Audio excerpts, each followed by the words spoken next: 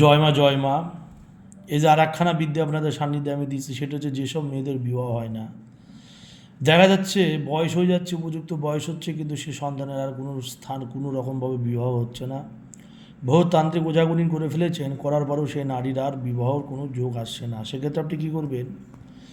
এই যে নকশাটি আছে, এই নকশাটি বলছে কোনো সাবালিকা মেয়ের বিবাহ হতে দেরি হলে তার জন্য নির্মিত নকশালিকে মাদুরিতে ভরে মেয়ের গলায় বেঁধে দিলে আল্লাহর রহমতে শীঘ্রই তার বিবাহ হবে। নকশাটি এই নকশার নিচে মেয়ের নাম এবং মেয়ের মায়ের নাম অবশ্যই লিখতে হবে।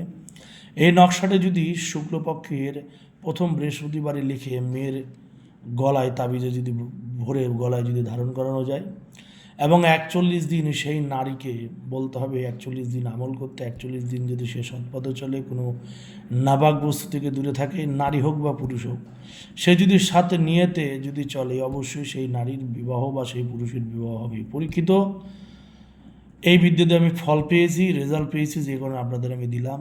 প্রয়োগ করবেন, অবশ্যই ফল পাবেন। জয় মা।